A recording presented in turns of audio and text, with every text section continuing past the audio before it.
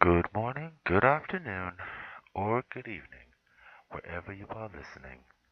I am Richard Murray, and welcome to my audio thoughts to the women's game and reply to Football Crazy episode 99. Football Crazy has KL Murray on Twitter as KL Murray, KAYLMURRAY. K Vegan is on Twitter as K Vegan, KEV_EGAN. And his nerd is on Twitter as Partido Pooper, PARTIDO POOPER. Pertinent links are in the transcript in my African American Literary Book Club, AALBC, blog post linked in the description to this video. Before I speak on the show, in women's soccer, congratulations to Olympique Lyonnais women, side Barcelona women, for reaching the UEFA Champions League final. I repeat from the last episode, the reply from some Chelsea fans was very unfair or negative to Fran Kirby, and it bothers me aplenty. I shared a link to the golazo from Ji Suyeon, whom I call Lady G. It meant a lot to her, I can tell, but I wonder why. Anyway, enjoy your team, folks, no matter who they are. Stop demanding they win and start supporting them no matter what. Inat Kobe in the Nadeshiko, the Japanese league, lost their second game of the season. To be fair, the season is long in Japan, so nothing to be worried about, but a good start is vital if the team wants to recapture the crown after missing out in the past few seasons. Football Crazy segment begins now. Introductory segment. The Game of Thrones is a decent show, but the books are better. Check them out rather than show, if you are wise. I say this as a reader of the books. 2 minutes and 14 seconds. Villa versus Leeds in the championship segment. Egan gives his adventures trying to stay tuned to the information. I loved his story when Bielsa told his team to give him the goal. You have to listen to find out. Interesting, it's a possible strategy from Bielsa referred to from Kev Egan. Des Norris mentions tri-D chess, which he calls three-dimensional, falsely. I wonder, have any of you ever played Cubic Shash or Ramshash? 5 minutes and 23 seconds, the Burrow segment. Miss K.L. Murray, a wish against Derby and for her Burrow to get off into the playoffs. I hope so. I like Burrow, but they've had a rough time with management. 5 minutes and 43 seconds, the Barcelona segment. 8 championships, 8 titles in 11 seasons. 8 La Liga titles, in 11 seasons. This is the first one with Messi as the captain of the team. I find that interesting, actually. Congratulations, though, to Barcelona men's. I do think this season will be remembered for the end of an era. I can see signs where Barcelona will weaken in the future, past this season. For me, the Liverpool challenge is simple in the UEFA Champions League. Barcelona cannot afford to lose or draw in the Camp Nou. And if anything, they need to keep a clean sheet. Their dominance, though, in La Liga is not a big deal to me. Real Madrid had a similar phase. People forget that Real Madrid was a regular winner of La Liga for many years.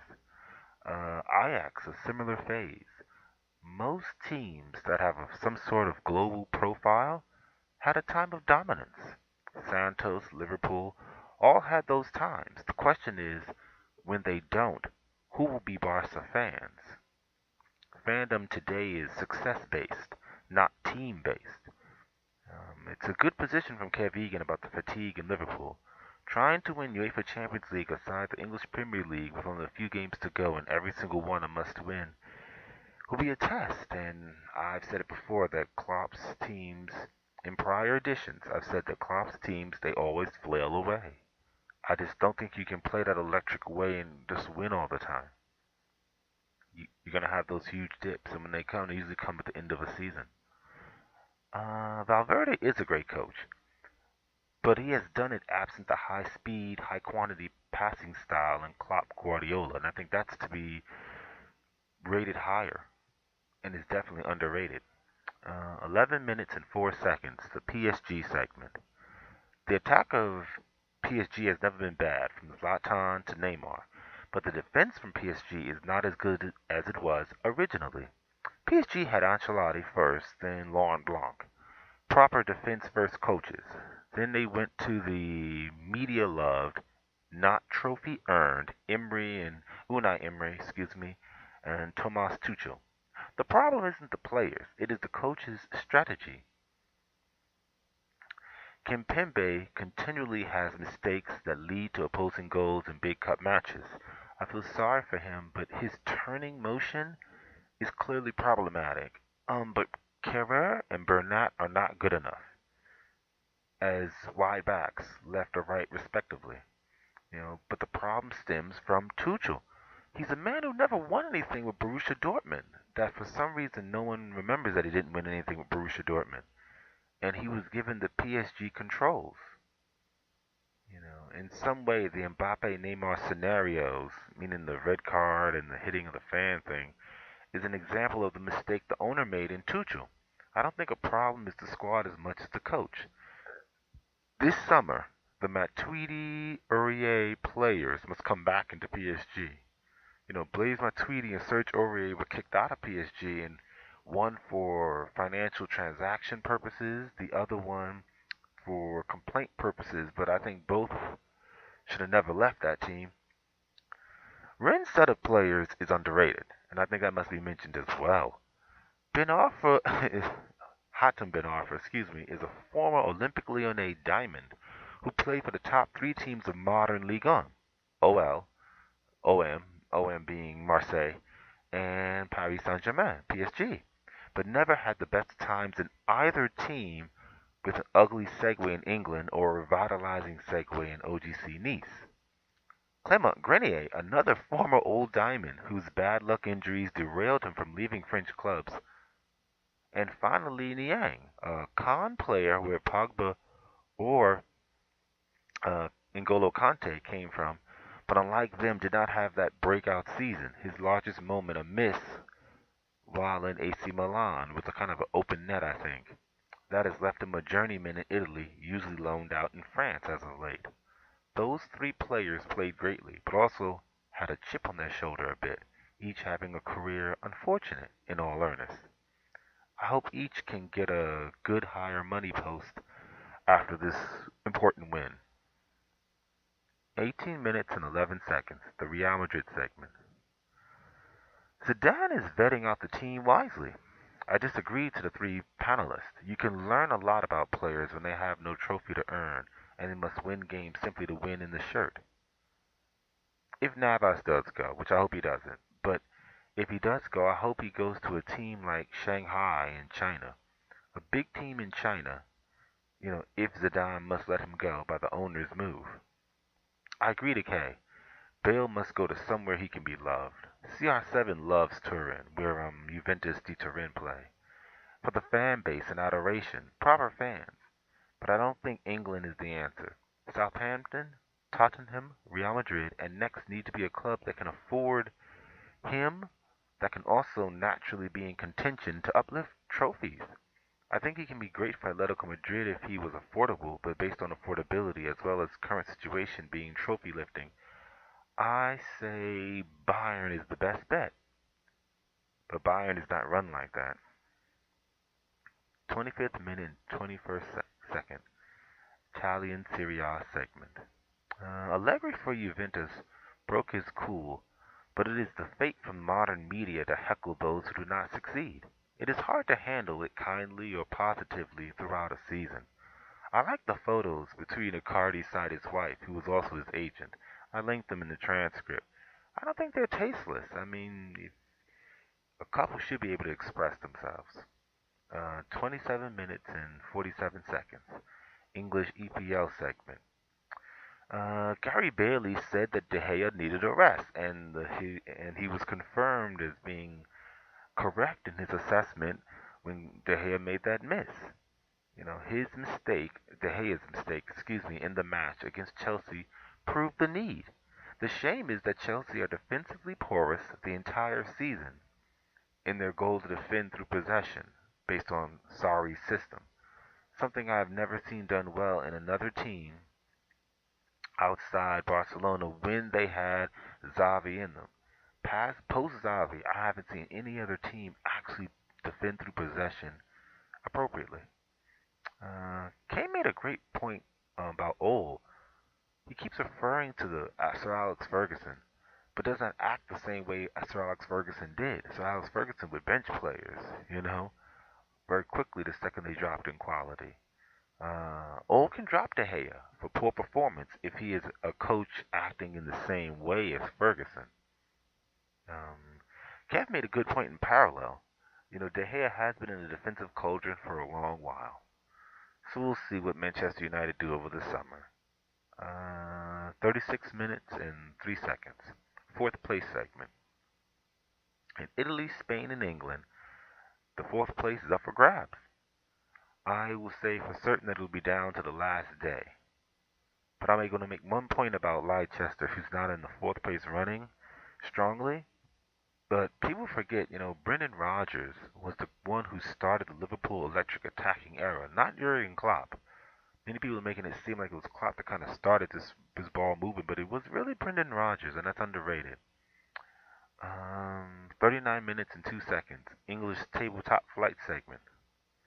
The Leicester City match against Manchester City is huge.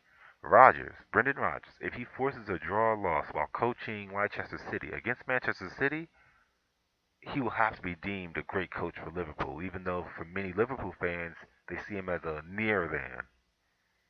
If Klopp fails to win this season, I think it'll be a massive hit for Liverpool long term.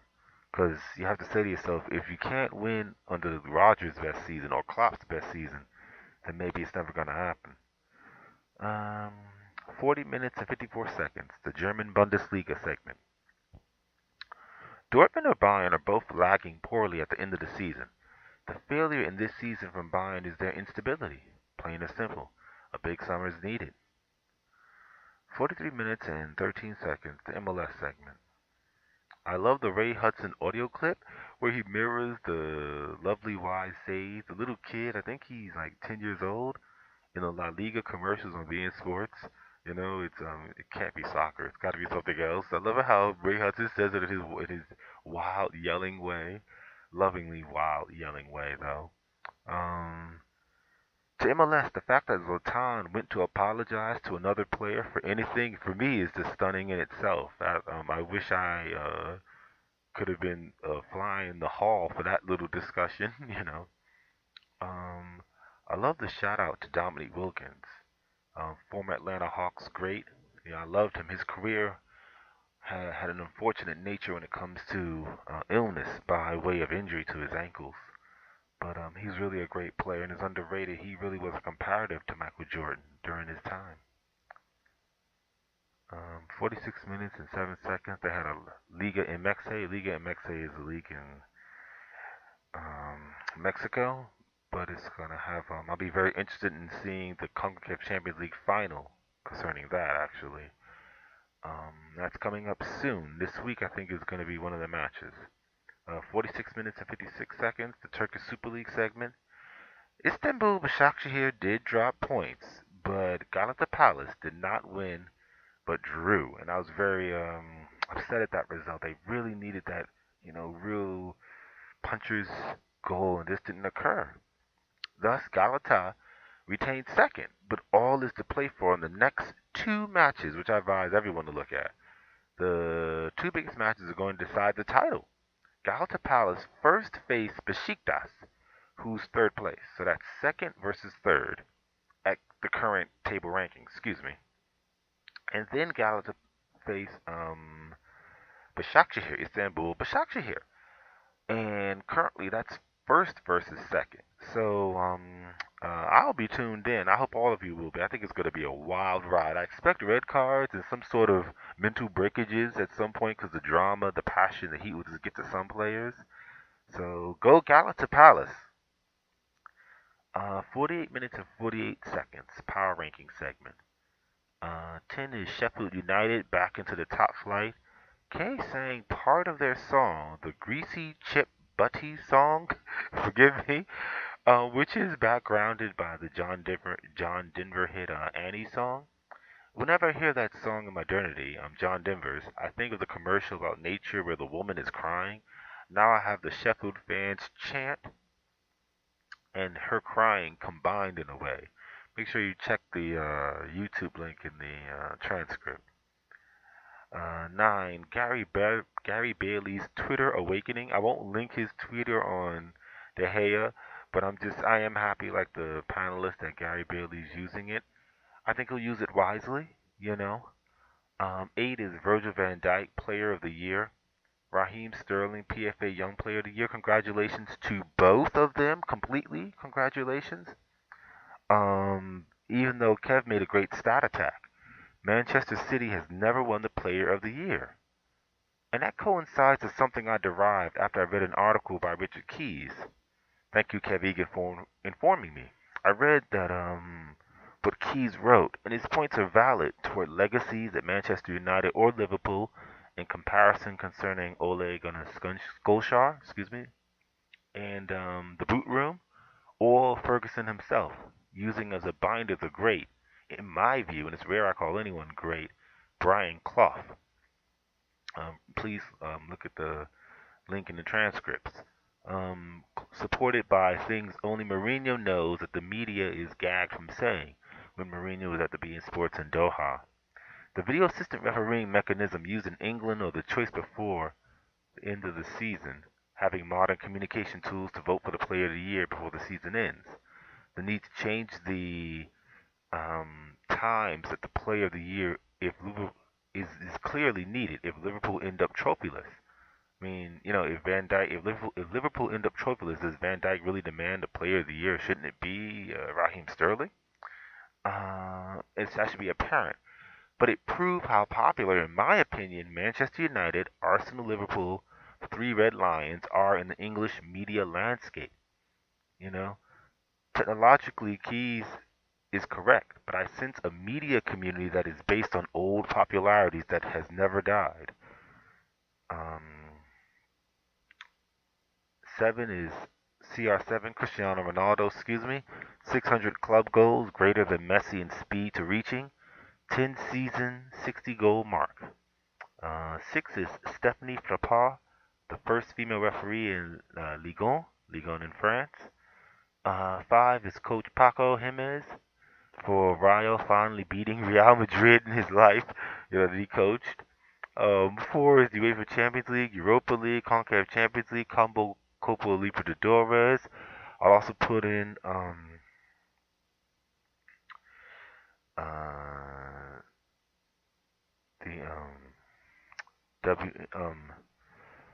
the NWSL National Women's Soccer League in the United States. I want to put that out there also. It's starting. It started like a week ago, really. But I just want to put that out there as also something that's up and about now, and I'm happy, even though it's not on TV, which is angering me, but okay.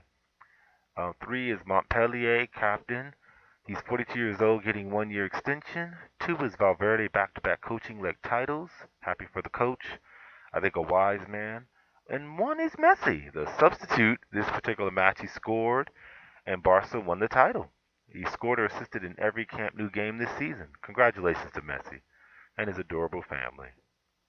An amendment. The Neymar Legacy segment. Neymar said he wanted to play for Mingau at the Maracanã, and he wants to return to Santos. For me, Neymar has, at the club level, only a Brazil Serie A title, a Copa do Brazil, left to get. For the flag level, Neymar is only missing the Copa America and World Cup, which I think he will have one half solved this coming summer, and the other in Qatar. If Neymar wins the quintet for PSG men, then he will have won the top Confederation trophy for every team he ever played for. I say go to AC Milan or Shanghai Shenhua to win it all, and then go back to Brazil and complete his club goals in Comebol for Flamengo, and then return to Santos to retire and go into coaching or management. Neymar is very fortunate. He has what many Comebol players do not have, that being Comebol club side success before he left for money in UEFA. Ronaldinho showed the way. Neymar, keep it up. Neymar is a boxer segment. I saw the video. Don't make it seem like Neymar is a boxer. It was the same kind of slap the president of Real Madrid gave Cristiano Ronaldo. I repeat, it was the same kind of slap the president of Real Madrid gave Cristiano Ronaldo. Ligue 1 is not to blame. Two ambitious players, Mbappe and Neymar, wanted to win it all, but the failure was in Emre Tutu, who pushed away the Matuidis, the Auriers, and brought in the Carrers, held up the Rabios. The modern game segment. I comprehend Ken Early's explanation or Eric Krakauer's support, but the top teams always have a system. More importantly, they have the players to fill that system. The problem is seeing the counter system and having the players to fill that system, a la Leicester City. I don't think luxury players are obsolete. The problem is teams don't have a squad to fit the system they are playing. This is what Moo meant by Pep asked for more players to fill the need, because few players today are good enough footballers to play any system. English Premier League ownership segment. Are the owners in the EPL, English Premier League, buying players to fit a system or buying players to increase the media exposure? If you look at Manchester City Football Club or Liverpool this year, neither has a top player media-wise.